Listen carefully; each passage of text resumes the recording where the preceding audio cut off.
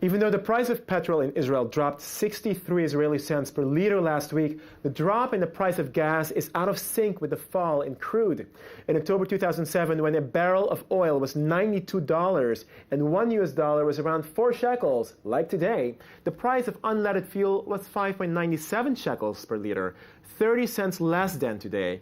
Baker Tilly Israel CPA and tax expert Guy Reshtick joins us in the studio for a clearer understanding of this phenomenon. Mr. Reshtick, thanks for joining us. Hi, good evening. So why is the price of unleaded fuel in Israel so high?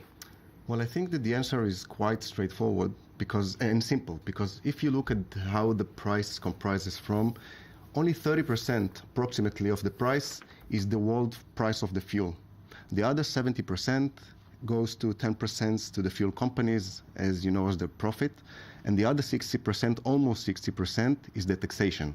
Right. So it's quite enormous. I mean, if you look at it, 60% it comprises from one tax that calls the blow, which is a specific tax that is designated for fuel, for example, fuel, tobacco, alcohol, etc. Right. And so it's enormous. It's almost 3 shekels per liter, which is 40% of the price.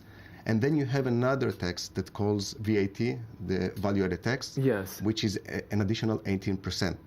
Now, from what I understand, I mean, originally the price, the taxes on the price of oil in Israel were based on the fact that cars were considered a luxury item, and so, your average family didn't necessarily have cars. That obviously is not the same today. Why is the price so high still? Why are taxes so high?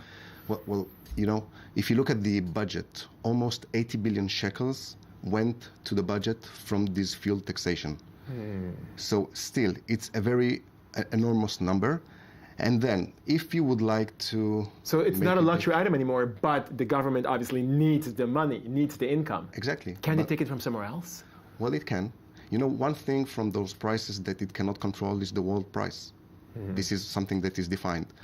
What it can control is first of all the taxation, which they can lower it, and they can manage the profit of the fuel companies, because it's not something that is not defined. So, for example, if you will cancel the double taxation on the fuel, because, as I told you, there is the blow, which is 40%, and there is the VAT, which is 18%, and additional to the blow. So if you will cancel the double taxation, then you'll see it decreased. Okay.